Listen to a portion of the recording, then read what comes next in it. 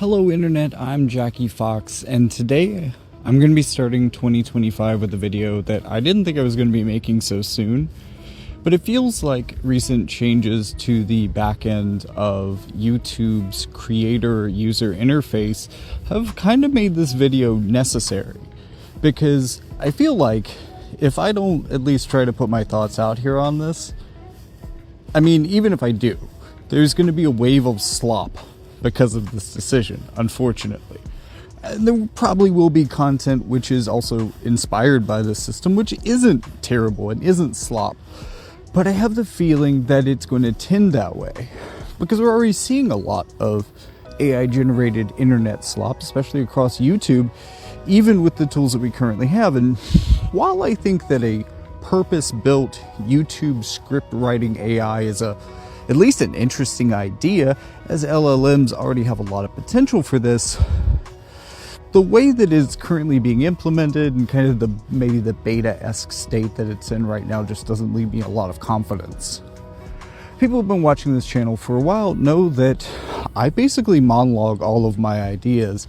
There was a point where I wrote scripts for these things, but I found it a lot easier to just memorize a lot of the points that I want to get across and then speak them naturally. But at the same time, when I'm looking for structure for a slightly unfamiliar idea, or an idea where I want more details, or maybe just some sort of backing research done, it's really easy to turn to AI. I started using LLMs about a year ago. I haven't used them super consistently over the year, but I have used different versions and different models. When ChatGPT was first publicly available, I made a video about writing a book with it, and it was incredibly helpful in that process. It definitely sped the process of book writing up tremendously. And in some ways it helped on editing, in that, ChatGPT is a lot less prone to making typos than I unfortunately am. And that's one of the most annoying parts of editing for me, because I'll just go blind to them after a point. And it's like, I have to read this book 4 times before I got all the typos out of it. So in some ways it actually saved time on editing, even though the type of editing that I had to do to make some of the problems work was its own pain in the ass.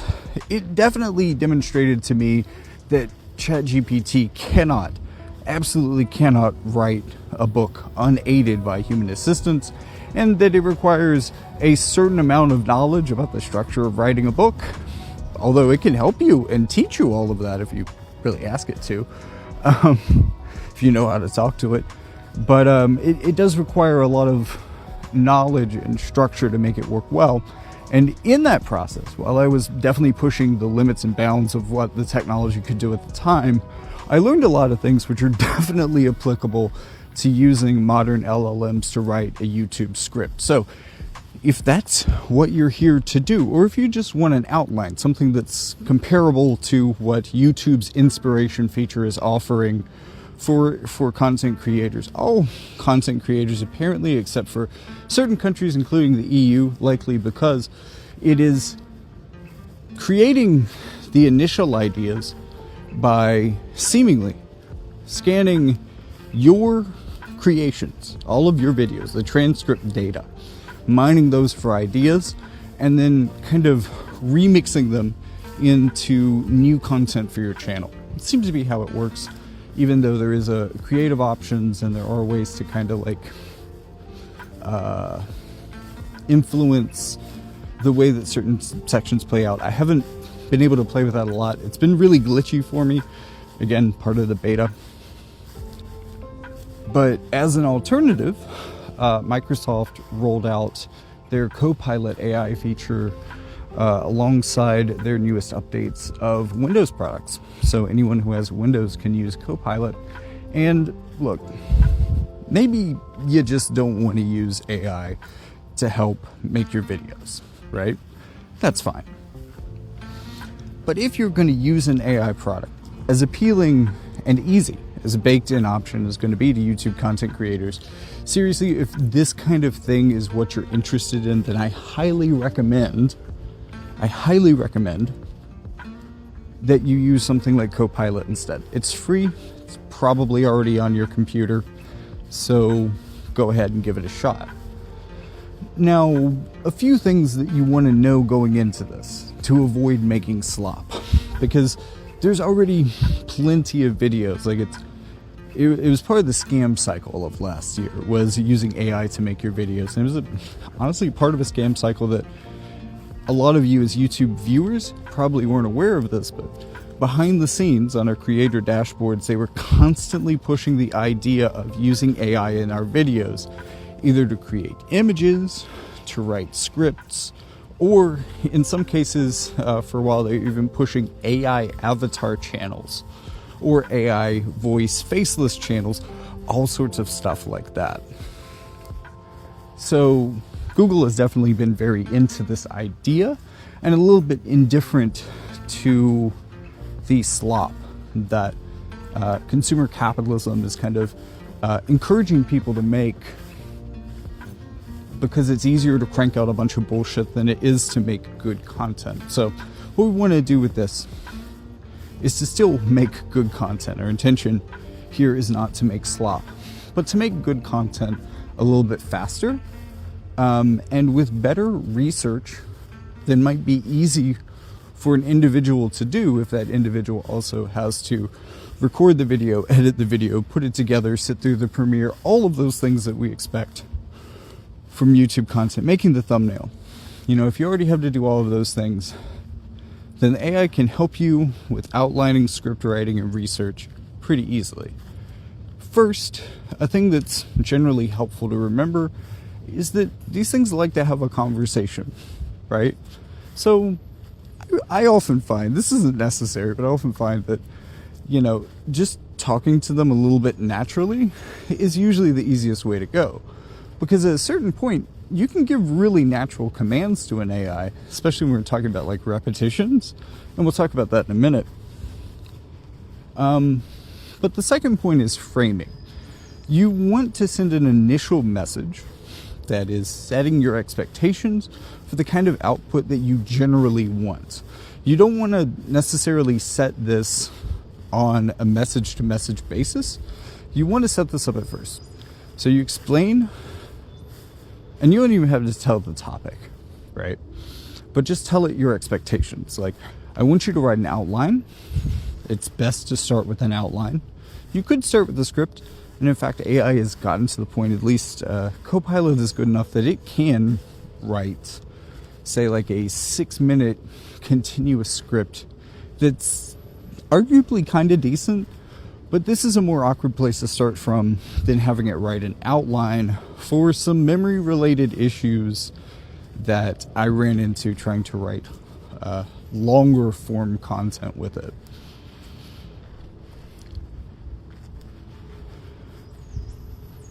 So once you've established what you're doing and what you expect it to do, maybe adding in things like camera ideas, shot ideas, maybe even stock footage suggestions for the video aspect, things that you could cut to. You could also have it give you citations, like 1 citation per paragraph. Although sometimes it's easier to ask for citations later, still, this tends to help you out a little bit later down the line anyways. So getting a citation per paragraph can also be pretty helpful. Like I said, your initial prompt is to really set your expectations for what you want the session to be like, what you want this instance to be like. You're programming it yourself. So from there, you give it the topic, you really give it as much detail as you can about what you want to accomplish. The more you know about it, the more you can think of the progression. Like, this is the idea. I want to introduce the idea. I want to talk about how it became a problem. I want to talk about a specific event that really was a turning point. Then I want to talk about how that led into activism in the next decade. And then ultimately how that activism achieved a result that was beneficial. You know, you tell it all of that, and then it will roughly use that to write you, to fill in the blanks, basically, with whatever it can source from the internet, from the wide internet. And it's not always good at giving citations, and it does occasionally get overconfident in its understanding of things, or hallucinate. These are genuine problems with AI. I'd still say it's maybe more reliable than listening to Joe Rogan, but so it's beating some humans. It's not completely unreliable. Be curious to see how your general AI answers stack up to like a random sampling of Wikipedia pages checked for factuality. But by starting with an outline and by giving it those ideas, basically giving it those story beats, then it's going to set this out for you, and it's going to subdivide those ideas using its best idea of how to create a good educational, helpful flow, but also kind of bringing in some of those supporting ideas. You don't have to give it a bunch of sources or anything. It will essentially search the internet for that stuff for you. And especially if you're asking it for citations, this can help it stick to a little bit more factuality, because I don't know, I don't want to say like it knows that you're checking, but if it's looking that information up anyways, because you requested it do so, then it might pull a little bit more from that, if you know what I mean. I don't know. Seems to work. This is one of the reasons I like to request citations.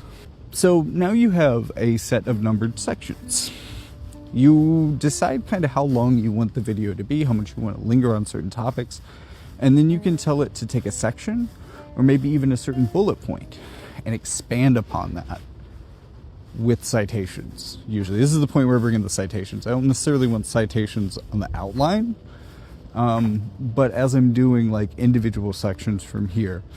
And then, I mean, the longer you want it to go, basically your main limitation on depth and quality are going to be related to how much it can do per message. So if you give it a goal of 1 or 2 paragraphs and you take each bullet point, you can easily expand that out to something that ends up being like a 30 or 40 minute video. Just going point by point there through maybe a 6-section outline. Copilot tends to write 4 if you don't give it any other ideas, but sometimes it goes a little bit beyond for complex topics. It depends on how many ideas you give it at the beginning too, because sometimes it realizes that to include all the things you wanted to put in there, it's going to have to make some extra sections. Then as you expand each of these sections, you're getting something that's closer to the end product. And if you're getting citations with that, you can just look through each paragraph, say, okay, do we make any claims here? Then click the link, read through the link and all that stuff, and make sure that it supports its assertions. There's a partner video to this one, by the way. I've been showing some of my interactions with it for this, and that is a video. It started by me just seeing if I could get a good AI summary of the Mega Lag video about the honey influencer scam. And it actually turned out, since this has hit the news and quite a few news sources have talked about it recently, that it could actually give me pretty good detail on most of it. And I had it write me an outline with, some of the things that I was thinking about and some of the things that it suggested to me. And then as I'm having it expand upon those, it's doing a pretty good job. I haven't had to guide it too much because this is a heavily covered story. It has some idea of what's going on. But I start to realize that it doesn't truly understand the problem. I'm not entirely sure if it wasn't explicitly mentioned in the links, or it wasn't able to parse the transcript of the Mega Lag video or something like that. But it seemed to understand what the video was about, but it didn't seem to understand about last click attribution. And last click attribution was something that I kind of had to go like, whoa. When we say that Honey is hijacking the link, we're not saying that Honey is taking users somewhere else. It's doing this thing in a token system, which is stealing the commissions from the influencer that had the affiliate link.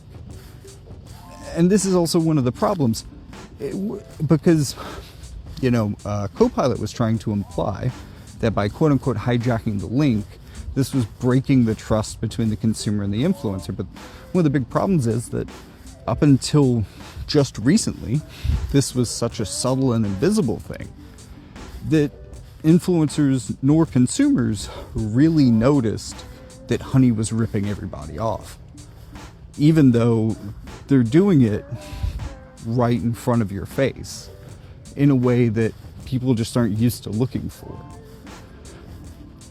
And once I explained that to it, it rewrote the section that was focused on how hijacking the link broke the crucial trust of affiliate marketing. and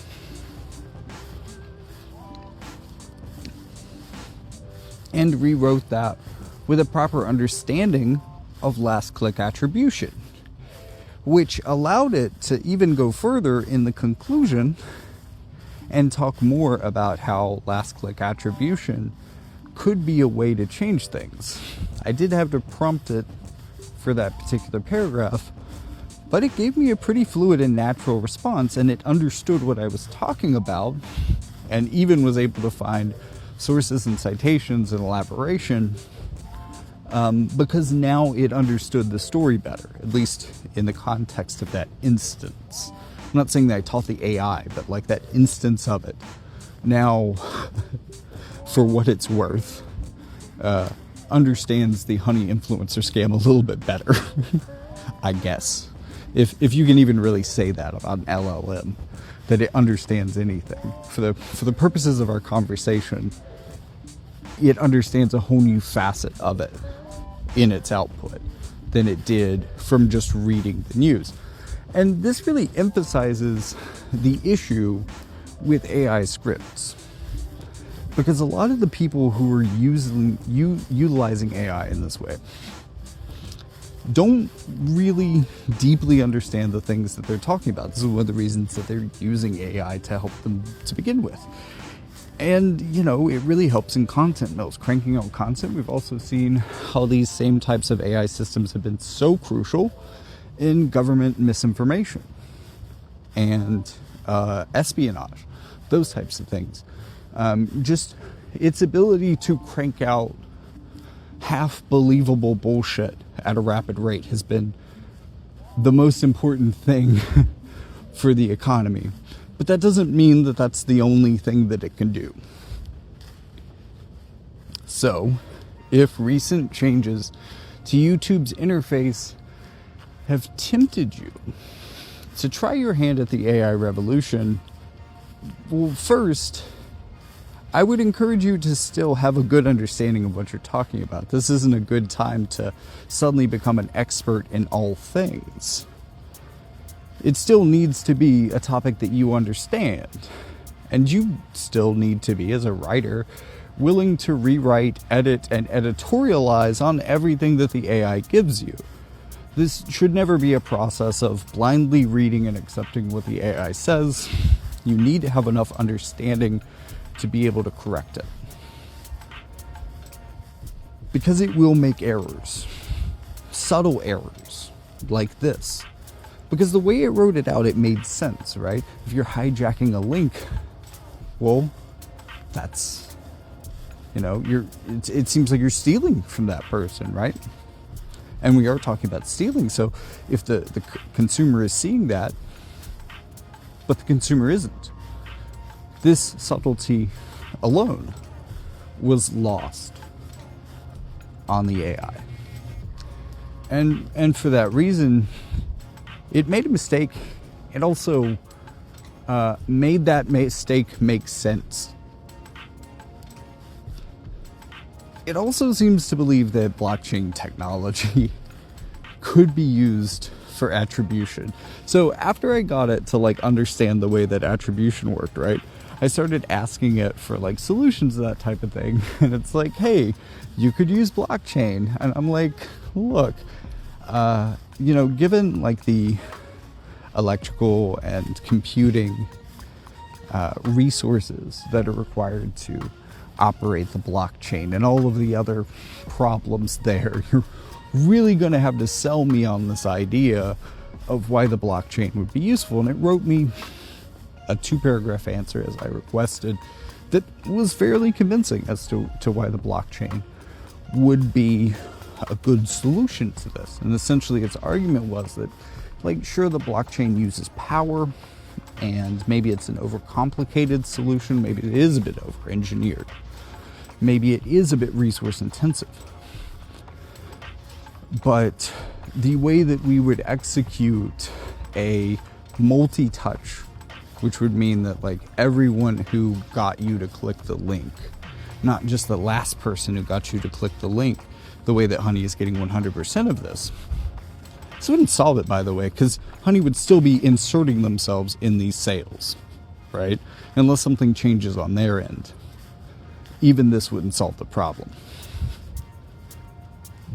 But the point that they made is that, you know, the ledgers on which this stuff is kept, they're prone to tampering. Like, there's a whole lot of other problems that you just don't have with the blockchain. And I kind of reiterated that, you know, I still thought it was a bit resource intensive. You'd have to sell me on how this was better than the way that we would do it without the blockchain, because it's certainly possible. And it conceded, yes, it is certainly possible. But the point that I was missing was all the people that would be required to administrate it. I would be trading electricity for human labor. Now, this is a sneaky argument for putting people out of their jobs, but these people are basically just admin.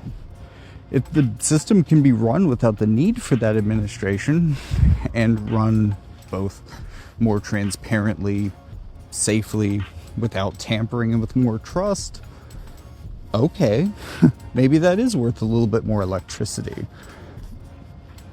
You know? So while it made a pretty good argument for that, actually a pretty surprising one, I didn't really include any of that in the video. I just didn't strike its comments about how the blockchain could potentially be helpful here, because, okay, fair enough, it could be. You've convinced me at this point. And just stuff like that. It can be really helpful for research like that, but it's difficult in that kind of stuff to dive into a subject that you are completely unfamiliar with, because you won't easily recognize when it's wrong. Now, to be fair, this is already a massive problem across YouTube. People just talking about things that they aren't subject matter experts in. And for most laymen making YouTube videos on complicated but publicly available topics, this is certainly going to get them closer to the level of knowledge and understanding of a subject matter expert, but it certainly would be helpful if you understood the subject enough to be able to fact check the AI. And I guess the biggest point that I'm making here is that while all of these tools are helpful and can greatly reduce the amount of time that it takes to take a project from the kind of concept that could fit on the back of a cocktail napkin into a 7-page script can be relatively low, there is still the requirement and the duty to make sure that you are producing good quality information. Now, thankfully, again, if you haven't asked for citations already, then, you know, after you have it write most of the script, you could have it give you citations for everything that's asserted so far, and it'll get some things. You know, you'll still have to kind of read through those and then figure out if there are any unsupported claims that remain in your document. Google search them. But what I'm saying is that's going to lead you to a lot of things that you may not have found earlier, or at least you wouldn't have found in your first half hour of research. And it just speeds a lot of those things up. So if this is the way that we're going, and if there are going to be so many people out there who are drowning out the speed of our output with massive amounts of slop, then us people who care about making quality human-directed content on the internet unfortunately could certainly benefit from using AI to enhance our workflow so that we can keep up with the misinformation. I mean, no tool is inherently evil. It is all in the way that we use it. Or, to put it in the words of Uncle Ben, with great power comes great responsibility.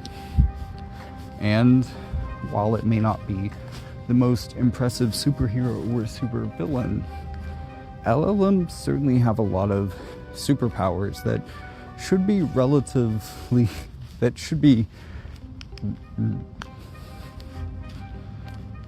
be both incredibly useful and interesting to the kind of one-man operations that run a lot of the smaller YouTube channels out there.